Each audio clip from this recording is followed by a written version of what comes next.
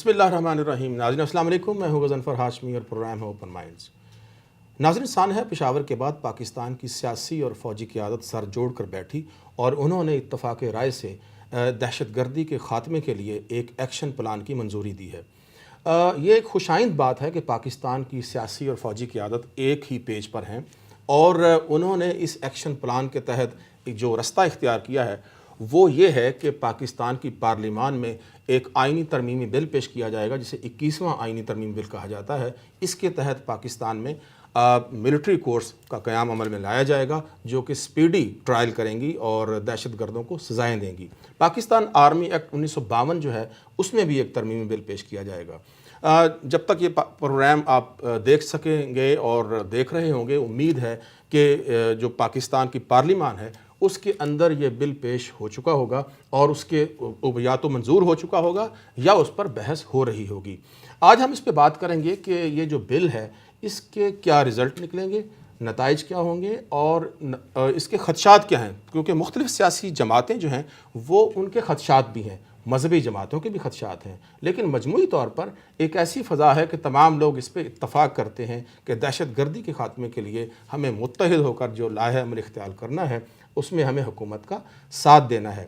دیکھنا یہ ہے، اس کا ایک اور پہلو بھی ہے ناظرین، اور وہ یہ ہے کہ کیا اس بل کے متعارف ہونے اور منظور ہونے کے بعد اگر فوجی عدالتیں بن جاتی ہیں تو کیا اس میں کوئی پسندیدگی اور ناپسندیدگی کا عنصر تو شامل نہیں ہوگا، اور کیا پاکستان کی سیاسی قیادت نااہل ہو چکی ہے، ناکام ہو چکی ہے، کیا پاکستان کا سول جو نظام ہے انصاف کا، عدالتوں کا، کیا وہ ناکام ہو گیا ہے. تو اس پہ بھی ہم بات کریں گے. مختلف پہلو ہیں اور آج میرے ساتھ موجود ہیں پہلے کی طرح جناب طاہر جاوید، سینئر اینالسٹ.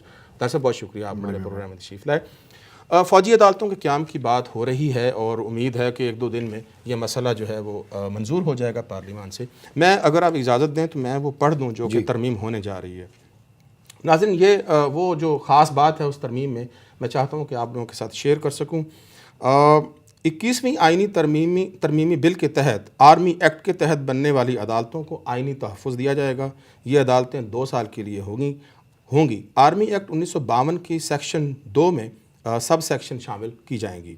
کوئی شخص جو یہ دعویٰ کرے کہ اس کا تعلق کسی دہشت گرد گروپ یا تنظیم سے ہے یا وہ ان سے پہچانا جاتا ہے یا کسی مذہب یا مسلک کا نام استعمال کرے، اسلحہ اٹھائے، پاکستان کے خلاف جنگ کرے، پاکستان کی مسلح افواج پر حملہ کرے، قانون نافذ کرنے والے اداروں پر حملہ کرے، پاکستان میں سول اور ملٹری اداروں پر حملہ کرے، تاوان کے لیے اغوا کرے، کسی کو مار دے یا زخمی کرے، اپنے قبضے میں دھماکہ خیز مواد رکھے یا اسے منتقل کرے، آتشی اسلحہ رکھے، اسلحہ کے آلات رکھے، خودکش جیکٹ رکھے، گاڑی کو دہشت گردی کے مقاصد کے لیے استعمال کرے، ان غیر قانونی سرگرمیوں کے لیے مقامی یا غیر ملکی ذرائع سے فنڈز حاصل کرے، ایسا اقدام کرے جس سے ریاست میں، معاشرے کے کسی طبقے میں، کسی مسلک یا مذہبی اقلیت میں دہشت پھیلے یا پاکستان میں غیر یقینی کی کیفیت پیدا ہو.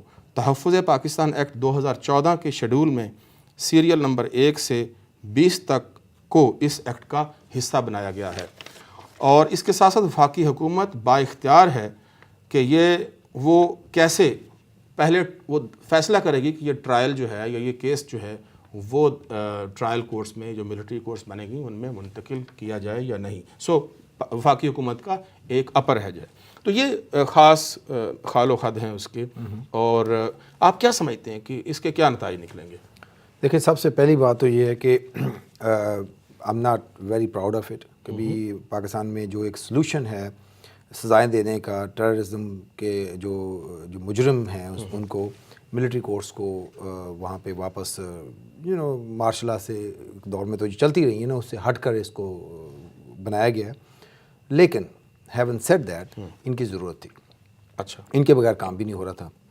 تو اس میں 2-4 چیزیں جو کچھ اچھی ہیں کہ آیا یہ جو سیاستدانوں کو آرمی سب لوگ جب بیٹھے ہیں تو ان کو ایک چیز کا احساس ہوا کہ جی آرمی کی جو فوجی عدالتیں ہیں ان کو ہم بغیر امینڈمنٹ کے نہیں لگا سکتے.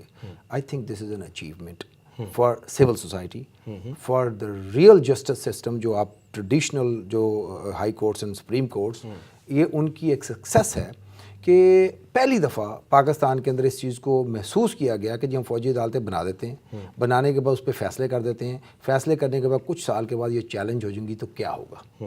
پہلے تو یہ کبھی سوچ میں بھی نہیں آیا نا، ایک بندہ اٹھا، اس نے مارشل لا لگایا، فوجی عدالتیں بنائیں، ٹکا ٹک لوگوں کو فیصلے کیے، کسی کو صحیح کسی کو غلط سزائیں دیں، and they move forward with it.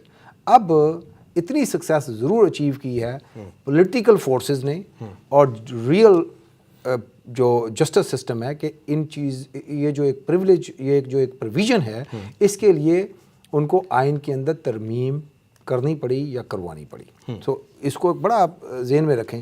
دوسری چیز یہ ہے کہ بھی تو this is not a failure of political forces, this is not a failure of real justice system, it is their success کہ اس چیز کو ان کی اپروول اور آئین میں آپ کیسے کہہ سکتے ہیں کہ وہ سکسیس یہ ہے نا کہ فیلئر نہیں، فیلئر اس لیے نہیں ہے کہ جو فیلئر ہوتا تھا وہ پہلے ہوتا تھا کہ یہ ایک مارشل لا لگا بنائی، کوئی اپروول نہیں ہوئی۔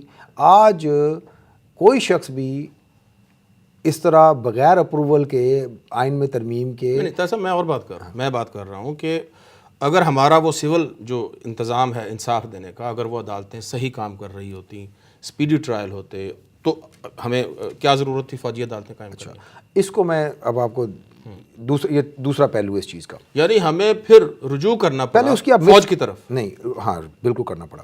اب فوج دیکھیں، حالت جنگ تو ہے نا، تو اس کے اندر آپ کو اسپیڈی ٹرائل چاہیے، this is the need of the nature of the situation. اب وہاں پہ جو آپ کی عدالتیں، وہاں پہ تو 3 4 5 5 7 سال 10 سال کے کیسز پڑے ہوئے ہیں، آپ کے پاس انف نہ تو ریسورسز ہیں، نہ جج ہیں، نہ عدالتیں ہیں، تو وہاں پہ ایک دفعہ کیس جاتا ہے تو باپ شروع کرتا ہے اور بیٹے کی باری آ جاتی ہے۔ تو میں کہہ رہا ہوں لیکن وہ آپ کے لیے ہرڈل ہے آپ ٹیکل کرنا جو ٹیررزم کو۔ اچھا، اب اس کا کیا حل نکالا جائے؟ اس کا حل نکالنے کے لیے آپ کو یا تو یہ کہ اسی طرح آپ دنیا کی ہر چیز عدالتوں سے واپس لے کے ان کو صرف ٹیررزم کے فیصلے کرنے کے لیے کہا جائے، لیکن اس کے باوجود بھی نہیں ہونے تھے کہ جو ایک ڈیو پروسیس ہے ریگولر جسٹس سسٹم کے اندر، اس میں یہ پہلے سیشن کورٹ میں جائیں گی، پھر اس کی اپیل ہائی کورٹ میں، اس کی اپیل سپریم، تو یہ ایک لمبا پروسیس ہے۔ پھر اس کے بعد وہ جن کو سزائے موت ہوئی وہ بھی بیٹھے ہوئے ہیں کہ ایک پریزیڈینشل ایک آرڈیننس کے اوپر ان کی سزائے بھی رک چکی تھی۔ تو یہ اس راؤٹ کے اوپر ان چیزوں کو آپ سپیڈ اپ کر ہی نہیں سکتے تھے، نو میٹر واٹ۔ آپ کو ایک اسی طرح ہنگامی حالت کے حساب سے جو ایک فوجی عدالتوں میں بنا کے جو لوگ ڈائریکٹلی انوالو ہیں آپ کی فوج کے ساتھ، ان کے فیصلے فوجی عدالتوں میں لے جاتے ہیں۔ اگر ہماری سیاسی حکومتیں اپنے اپنے دور میں کوئی ریفارمز لاتے ہیں، جوڈیشل ریفارمز لاتے ہیں، کوئی وہ جو ڈھانچہ ہے، وہ جو سٹرکچر ہے، جوڈیشل سٹرکچر جو انصاف کا سٹرکچر ہے، اس کو اگر ٹھیک کرتی ہیں تو میرا خیال ہے کہ یہ نوبت نہ آتی۔ پھر بھی آتی۔ کیسے؟ پھر بھی آتی۔ کیسے؟ آپ کا ایک جو سیشن جج ہے، آپ کبھی اس کے ساتھ پورا دن گزار کے دیکھیں، اس کو کتنی پروٹیکشن ہوتی ہے، اس کو کتنا دلیر آدمی ہوتا ہے۔ میں آپ کو ایمانداری سے بولتا ہوں کہ یہ جو سیشن کورٹس کے اندر فیصلے نہیں ہوتے، وہ ڈرپوک آدمی ہے۔ وہ سیشن جج کہتا ہے جی میں اتنے بڑی ٹیررسٹ فورس کے اس بندے کو کرنے کے بعد کل کو پتہ چلے کہ میرے بچے اغوا کر لے، میرے گھر کے اوپر بم پھینک دے، وہ they don't have the courage to take these kind of decisions. یہ آپ کو فوجی عدالتوں میں یہ ڈیسیجن ملیں گے جب ایک میجر اور کرنل بیٹھے گا نا، ناانصافی ہو جائے۔ ہاں، اب اس کے جو ڈرا بیکس ہیں نا، اس میں کسی حد تک ناانصافی کے بھی ڈاؤٹس ہوں گے اور کسی حد تک ڈیو پروسیس کے نہ ہونے کے بھی ڈاؤٹس ہوں گے، سیاسی انتقام کا بھی ہو سکتا ہے خدشہ۔ یہ جو کچھ دنوں میں انہوں نے سر جوڑ کے بیٹھے ہیں نا، انہوں نے سارے سیاستدان ادھر بیٹھے تھے اسی ٹیبل پہ، انہوں نے اس کو جس حد تک ممکن تھا فائن ریفائن کر کے یہ اس طرح کا اس کو ورڈنگز دی ہیں کہ اس میں شاید آپ کو سیاسی جو ایک دوسرے کو بدلے لینا یا جو بھی، میرا خیال ہے کہ شاید وہ اسی لیے وفاقی حکومت نے کہا ہے کہ ہم انیشیٹ کریں وہ، لیکن وہ انیشیٹ کرنے کے بعد بھی یہ چیز ہو سکتی ہے نا کہ انہوں نے بھیج دیے سارے کے سارے وہاں پہ، پھر بھی اس کے دیکھیں جی اگر 5-10% خدشات ہیں بھی، پھر بھی آپ کی یہ نیڈ ہے کہ آپ بندے جو پکڑے جا رہے ہیں ان کو، اگر آپ دیکھیں نا جب یہ طالبان کے ساتھ نیگوسیشن ہوئی تھی، آپ اگر ان کے نکات لائیں، سب سے پہلا نقطہ جس کے اوپر وہ اٹکے ہوئے تھے کہ جی ان کے بندے چھوڑیں۔ اگر آپ نے ان کے بندے جو 4 سال یا 5 سال پہلے پکڑے تھے پکڑ کے لٹکا دیے ہوتے تو نیگوسیشن کا حصہ ہی نہیں ہوتے یہ چیز۔ جو آپ کی نیگوسیشن طالبان کے ساتھ فیل ہوئی، اس کی ریزن یہ تھی کہ وہ ایک لسٹ دے دی تھی کہ یہ بندے فلاں فلاں فلاں فلاں جگہ پہ بیٹھے ہیں، ان کو آپ چھوڑ دیں۔ اب وہ بندوں کا اگر سپیڈی ٹرائل اس وقت ہو چکا ہوتا اور ان کو لٹکا چکے ہوتے تو نیگوسیشن کا حصہ نہیں ہوتا اور آپ شاید اس میں کامیاب بھی ہو جاتے. تو یہ نیڈ ہے اس وقت کی سچویشن کی نیڈ ہے یہ کہ آپ کو ان کے فیصلے کرنے پڑیں گے اور ان کے فیصلے دلیری کے ساتھ جس میں شاید غلط فیصلے بھی ہوں. تو دیکھو جی یہ کوئی جو اس وقت سینیریو ہے اس کے اندر آپ کی جیلوں کے اوپر حملے ہو رہے ہیں, بندے مر رہے ہیں نا. تو اگر میں تو یہ تو اس کا مطلب یہ ہوا کہ وہ جو نیگوسیشن کا تھا پروسیس جس میں 9-10 مہینے لگے وہ ضائع گیا.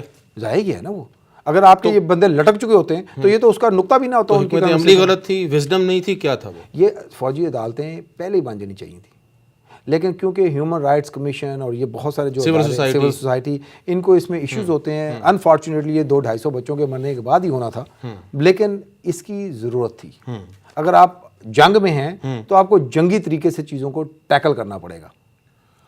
وہ سیاسی رہنما جس میں مولانا فضل الرحمان, نواز شریف, آصف علی زرداری اور دوسرے رہنما شامل ہیں, وہ آج تک اس کی مخالفت کرتے آئے ہیں. ان کی خدشات ہیں کہ وہ سم ہاؤ انہوں نے نتائج بھی بھگتے ہیں لیکن آج وہ اس پہ متفق ہیں. کسی نہ کسی طریقے سے وہ سب لوگوں نے یہ آرمی جو عدالتیں ہیں نا, فوجی عدالتیں, ان کا سامنا بھی کیا ہوا ہے. ہاں بالکل, ان کو غلط فیصلے بھی ہو چکے ہیں. لیکن اس ٹائم کے اور اس ٹائم کے اندر تھوڑا فرق ہے. اس وقت کیا تھا جی, ضیاء الحق نے مارشل لا لگایا اور ایک میجر کو فوجی عدالت میں بٹھا دیا. یہ میجر اور کرنل لیول کے لوگ بیٹھیں گے اس میں, یہ ابھی بھی یہی بیٹھیں گے. ایسا نہیں کہ اس میں کوئی میجر جنرل اور جنرل بیٹھے گا. تو ایک میجر کرنل لیول تک ایک میجر صاحب بیٹھے ہوئے ہیں اور آپ یعنی فیڈرل لیول کا پولیٹیکل بڑے قد کا لیڈر اس کے سامنے گیا اور وہ اس کے اوپر بدتمیزیاں بھی ہوئی تھیں اس وقت اور یہ فیصلے. لیکن اب ان سب چیزوں کو تو بائی پاس کر دیا نا. آپ اس کو ٹپکلی اگر اس کو فائن ریفائن کرنے کے بعد جب انہوں نے دیکھا ہے تو وہ آپ کو ٹیررسٹ جو لوگ ہیں وہ اس کے اندر ہوں گے جو اپنے آپ کو جیسے ابھی تو اعلان کرتے ہیں نا جی, طالبان نے حملہ کیا اور انہوں نے ایکسیپٹ کر لیا. اب جب انہوں نے ایکسیپٹ کر لیا, ایکسیپٹ کرنے کے بعد اس حملے میں جو لوگ انوالو تھے ان کو جو پکڑا جائے گا تو وہی جائیں گے نا اس میں. اب یاسر زرداری یا نواز شریف جیسے لوگ تو نہیں اس میں جائیں گے. تو اس لیے وہ جو جن چیزوں کے خدشات تھے ان کو تو انہوں نے اوپر سے ہی بائی پاس کر دیا نا اس کے اندر سے. چلیں دیکھتے ہیں, چھوٹا سا وقفہ لیتے ہیں. ناظرین, طاہر جاوید صاحب ہمارے ساتھ موجود ہیں, ہم بات کر رہے ہیں 21ویں آئینی ترمیم بل پر. ہمارے ساتھ رہیے گا.